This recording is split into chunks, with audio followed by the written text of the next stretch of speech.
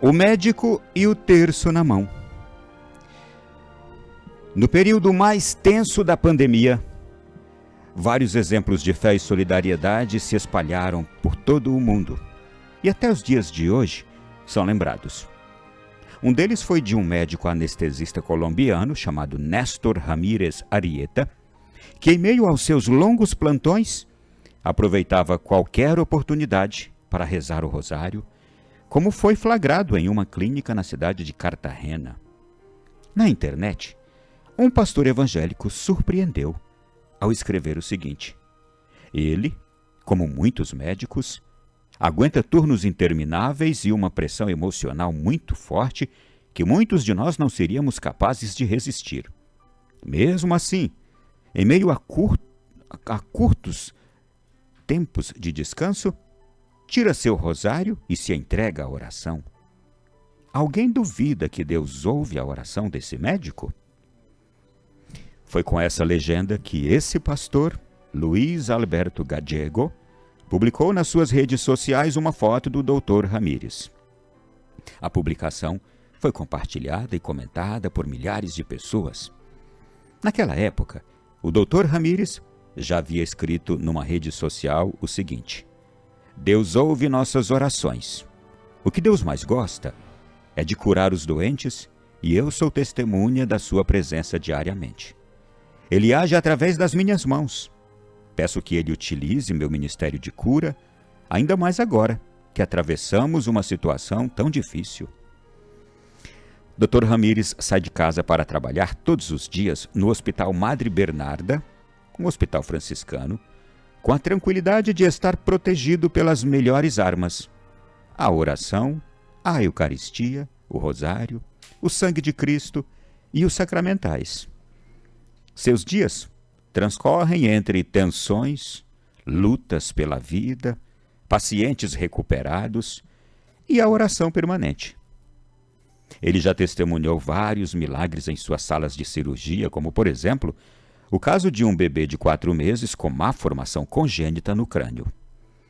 É uma cirurgia pouco comum, em que os especialistas abrem o crânio e o paciente sangra muito. Eu, antes da operação, as 2 coisas que fiz foram revisar um artigo a respeito dessa cirurgia e ir até o Santíssimo pedir que Deus tomasse o controle. O menino não sangrou. Acordou e me deu um sorriso angelical. Naquela hora, eu soube mais uma vez que Deus tinha passado por aquele lugar. Dr. Néstor Ramírez conta que sua vida se divide em 2: antes e depois de conhecer Cristo. Sua caminhada espiritual, iniciada há mais de 20 anos, lhe permite evangelizar enquanto aplica a ciência. Ele conta que no princípio ele enfrentou piadas, mas pouco a pouco seus companheiros de trabalho perceberam que ele era um homem de fé. Depois de uma crise familiar e uma vida mundana, tive a oportunidade de ver Deus cara a cara comigo em um dia de solidão. Comecei a participar de grupos de oração, voltei a frequentar a missa, comecei a estudar a vida da Virgem Maria e fui tomado de amor pelo Santo Rosário, companheiro fiel em minha vida profissional, o qual rezo várias vezes todos os dias. Apesar das dificuldades para exercer minha profissão, seguirei ajuntando os doentes que imploram misericórdia, porque eu trabalho para Deus, não para os homens, concluiu Dr. Ramírez.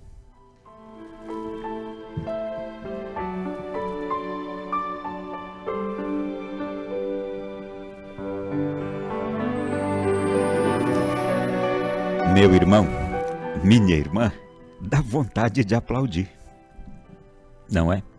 Se estivéssemos agora num grande encontro e escutássemos este homem falando, estaríamos todos efusivos o aplaudindo.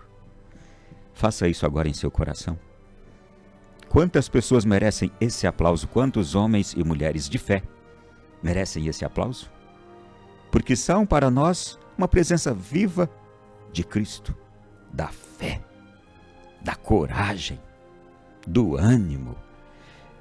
Sabe, minha gente, uma das coisas mais encantadoras neste mundo é nós termos uma certeza.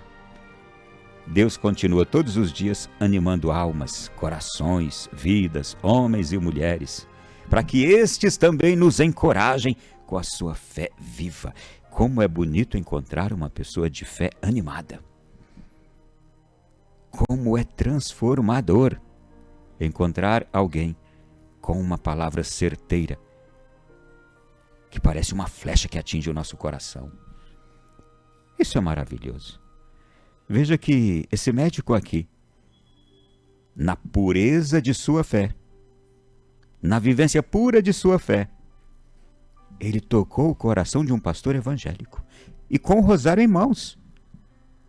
Você sabe como é que isto é possível? Aquele pastor não o conhecia. Aquele pastor viu uma postagem daquele médico rezando o terço. E aquele pastor foi capaz de ler a alma do homem, a alma daquele médico, porque a nossa alma cheia de Deus comunica. Assim como uma alma em pecado também comunica, ela não passa coisas boas. Uma alma cheia de Deus, ela comunica, tem uma força de atração. Seduziste-me, Senhor, e eu me deixei seduzir. É o Espírito do Senhor que nos seduz através de alguém que está cheio daquele Senhor. É maravilhoso isto. Mais bonito e edificante é ouvir de forma sábia, não construída humanamente, mas sábia, dita com naturalidade. Mas ouvir as palavras deste homem, ditas com naturalidade, de forma sábia. Ele falando como vive o dia dele hoje, o que aconteceu com a vida dele. O dia dele é preenchido pela oração, a missa, o rosário, o sangue de Cristo e os sacramentais. Então ele reza o terço, ele estuda a palavra, ele reza, ele vai à missa. Uma vida simples, mas uma vida simples cheia de acontecimentos extraordinários, porque o simples de Deus é extraordinário, o simples de Deus é prodigioso, o simples de Deus causa milagres, o simples de Deus salva vidas. Veja a cirurgia desse menino. O que ele disse que fez antes de uma cirurgia dificílima, como aquela que ele enfrentaria? Ele disse: primeiro, eu li a literatura médica, o que diz sobre aquela cirurgia. Isto é, ele estudou a cirurgia que ele faria, quais cuidados ele deveria ter, qual era o caminho que ele deveria seguir naquela cirurgia. Então ele estudou a literatura médica, ele fez o dever de casa. Ele diz: e depois eu me entreguei a Deus e pedi que Ele agisse em minhas mãos. Gente, uniu-se ali o céu com a terra, a inteligência com o sobrenatural. É isso que Deus espera de cada um de nós, que nós unamos os nossos pés que estão na terra com o nosso coração elevado ao alto. É só isso que Deus quer de nós. Você não precisa deixar de ser humano e nem de estar aqui na terra. Você não precisa ser teletransportado para nenhuma outra realidade. Você pode viver e deve viver e bem e realizar todas as coisas aqui que devem ser realizadas, mas o seu coração deve estar sempre nas alturas. Corações ao alto. O nosso coração está em Deus. A gente não responde isso na missa, mas os seus pés não saem do chão. Buscai as coisas do alto, não nos disse São Paulo? Sim, buscar as coisas do alto quer dizer, mas eu vou continuar vivendo na terra, mas buscando as coisas do alto. Quanta coisa interessante. O menino acordou depois daquela cirurgia. Depois que o médico tinha feito as duas coisas, revisou um artigo a respeito daquele tipo de cirurgia, uma literatura sobre aquele problema, e ele diz: fui até o Santíssimo pedir a Deus que tomasse o controle. Então veja, e aí o que acontece? Resultado? Milagre, cirurgia bem sucedida. O menino não sangrou, acordou e deu-lhe um sorriso angelical. Quem é que não quer ter um médico desses numa hora de uma cirurgia grave? A cirurgia do seu bebê, a sua cirurgia cardíaca, Aquele tratamento de câncer, quem não quer ter um médico que é um homem que segue com assiduidade, com precisão, com determinação, o que ensina a medicina e estuda para fazer aquela cirurgia, aquele tratamento que você vai se submeter. Ele vai conduzir o seu tratamento. Mas ele, sabendo que é tão difícil o seu caso, ou o meu, não é? Ele vai até o Santíssimo Sacramento e diz: Senhor, esse tratamento que eu estou submetendo a essa pessoa, eu vou fazer de tudo, conforme eu aprendi e estudei. E o Senhor me deu capacidade. Mas intervenha, tome o controle. Quem não quer ter um médico assim? Que bom é a gente encontrar engenheiros eletrônicos assim, eletricistas assim, mecânicos assim, pilotos de avião assim, motoristas de ônibus assim, cozinheiras assim, padeiros assim, aproveitando que hoje é dia do panificador. Que bom a gente encontrar homens e mulheres de Deus em todos os lugares. E por falar nisso, hoje também é dia da ciência. Nem foi de propósito, pura providência, essa história que aqui trago hoje, falando deste homem de ciência. Que bom a gente encontrar cientistas, como cientistas de 100, 200, 300, 500 anos atrás, que eram homens de fé, e que graças a esses homens de fé a ciência evoluiu tanto. Meu irmão, a sabedoria humana, com a ação sobrenatural de Deus, avança, faz a gente avançar no conhecimento e no desenvolvimento.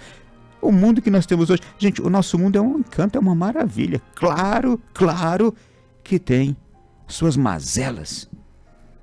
Mas as suas mazelas são causadas por aqueles filhos de Deus teimosos que teimam em estar distantes dele. Enquanto que as maravilhas foram todas elas conquistadas por aqueles filhos dóceis, que usaram a sabedoria que Deus lhe deu, a inteligência, a capacidade, mas pediram-lhe o auxílio do alto. Esse auxílio do alto muitas vezes pode ser assim: mas Senhor, eu já tentei 80 vezes, não consegui, vou tentar mais uma. Me ajude.